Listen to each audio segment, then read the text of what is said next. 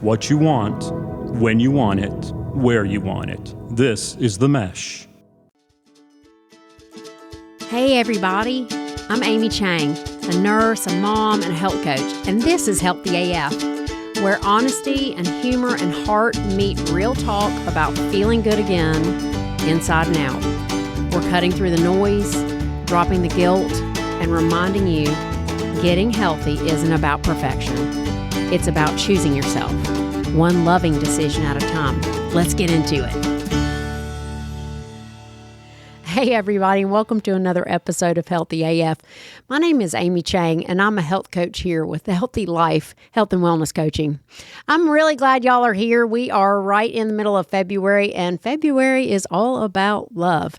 Now, we started February talking about, why would we talk about love? You're a health coach. Well, because it's a great motivator, and usually we look at what drives us in all our behaviors, and particularly what drives us in sustainable behaviors. And what we see is that fear is a great motivator, not a great sustainable motivator. But guess what is? Love. Then we talked last week about actually service and how service and love sit together. We're going to come back to service. It's a really, I think, really kind of transformative switch when we start looking at service and how we serve other people and serve ourselves. But we are going to tackle that in the next episode. Before we get to that, we need to tackle how we cultivate self-love. Now, full disclosure, coming in today to record, my producer always gets the preview of what I'm going to be talking through. I need to get it through in my head. I'm an external processor, so you can imagine that he gets to hear all of it before I really get into it. And his comment to me was yeah, it's so simple. And I'm like, yeah, it's so simple, but it is not easy and we don't practice it. So here's just a little quick I mentioned the love gumbo before. This is kind of jump back in the pot. What does this really look like? Start simmering around. What does really cultivating your own self-love look like? First of all, I'd like to lay out right now. It involves self-awareness and self-acceptance. Typically, we don't do that well when we are also in isolation.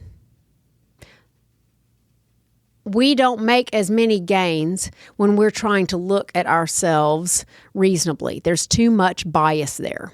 There's too many old behaviors, past experiences, unseen limiting beliefs.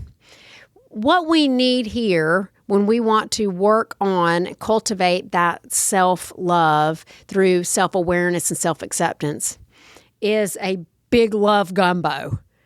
Outside help that creates a safe container for us to jump in and look at what maybe we don't want to look at or we've never even thought about seeing before.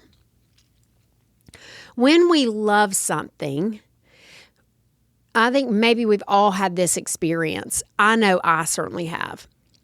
When I first begin to love something, whether it's CrossFit or what else have I loved? But soccer, loved soccer before, loved various people before. Anything that you kind of jump in, you get passionate about, you feel the juices going, you're thinking about it all the time. How can you make it better?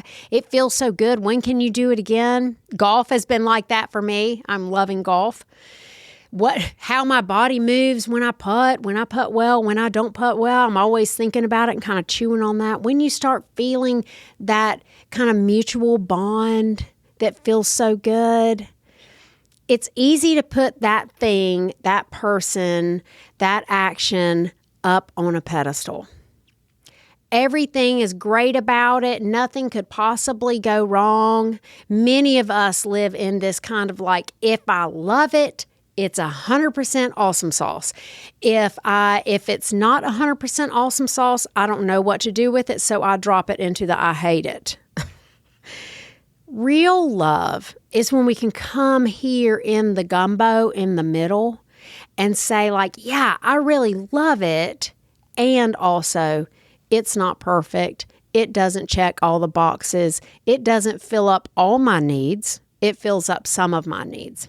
And come down out of that kind of like obsessive 0-100 thinking and back into,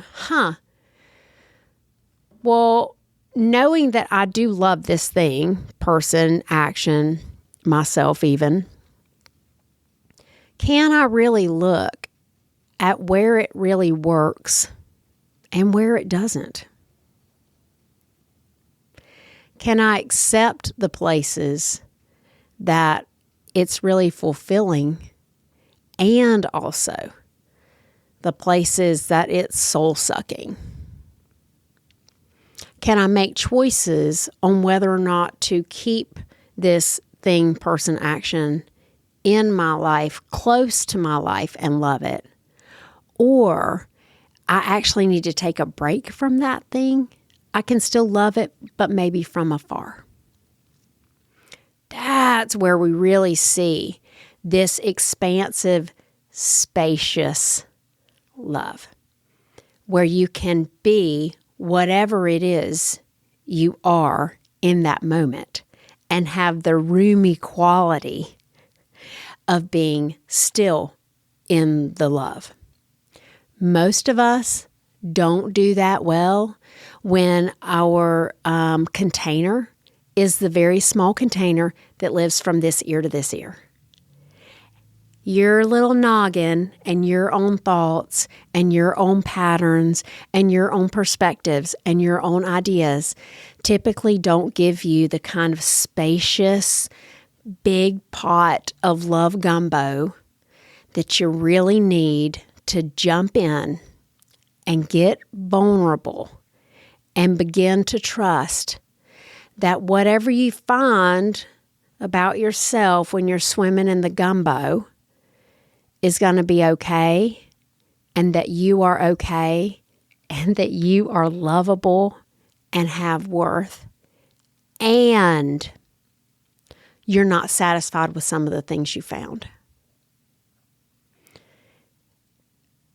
It's taken me, a half a century to get that paradox that I can both be absolutely worthy and fantastic and lovable, and also insanely dissatisfied with a few of the qualities, actions, choices, beliefs that I am currently living with.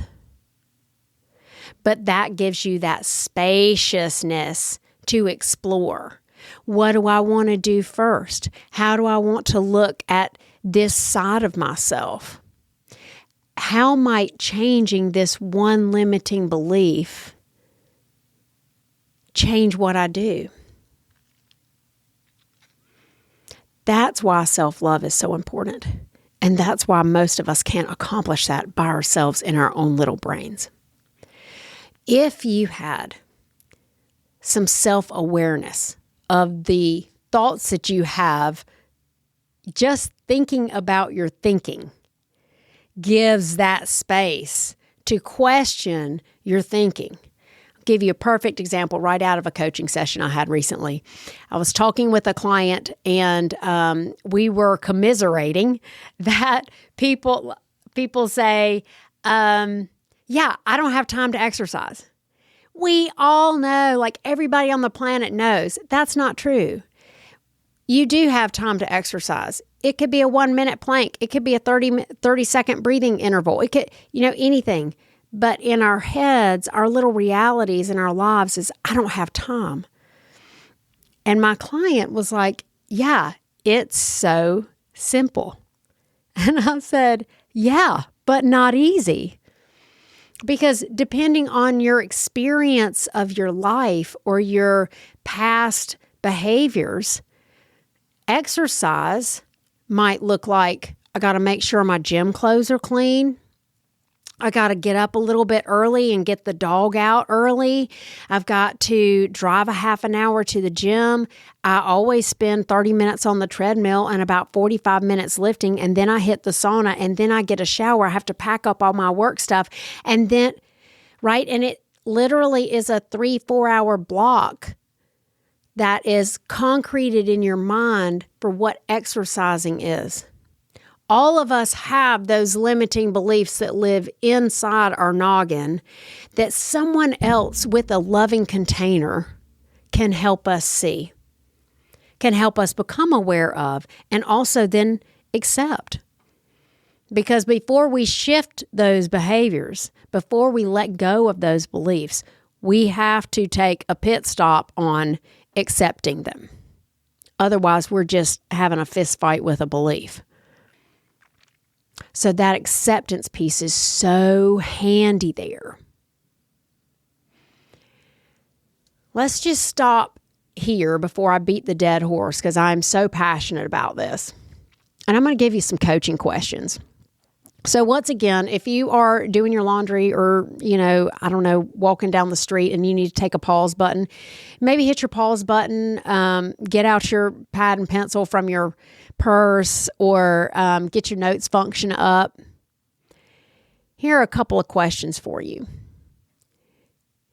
If you really stopped and you really looked with a person that provided a safe love gumbo container for you, what might change in your life after really looking at who you are, everything you bring to the table, and every place you're not living up to what you really are committed to? What might shift? What could you give up? What might you add in? If you had a safe container and you were brave enough to jump in and explore, would you only hear criticism? Would your self-talk be beating you down? Would it be curious? Do you have that skill? Would it be judging or spacious? Can you learn those things? And if you can create spaciousness, curiosity, and then acceptance of what you find, can you handle the dissatisfaction? And can you move with love and empowerment into new choices and behaviors? My guess is yes. I don't know what those new choices and behaviors would look like for you. My invitation to you is that you take a peek because they're waiting for you. You might have convinced yourself that you can't do that. You might have listened to the inner critic about you're just going to give up again, or you have to do it perfectly. But when we really get in the gumbo, there's a lot more waiting for you. I hope you give yourself so much grace and so much love as you move into this brand new year of the horse, which is coming February 17th, and decide really who you are and love you enough to keep the things that you love, to shift the things that bring you heartache, and to love the whole experience. Give yourself some grace in the middle of that, and we'll talk next time on how to serve yourself with love. Thanks for hanging out with me today on Healthy AF. I hope something you heard helps you take one small, kind step toward your healthiest self. If you love this episode, hit subscribe so you never miss a conversation. And if you want more support, head over to myhealthylife.coach to connect with me. Remember, you don't have to do it perfectly. You just have to start choosing you. See you next time.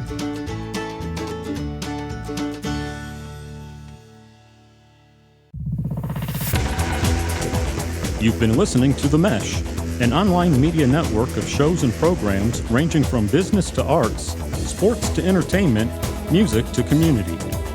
All programs are available on the website as well as through iTunes and YouTube. Check us out online at themesh.tv. Discover other network shows and give us feedback on what you just heard.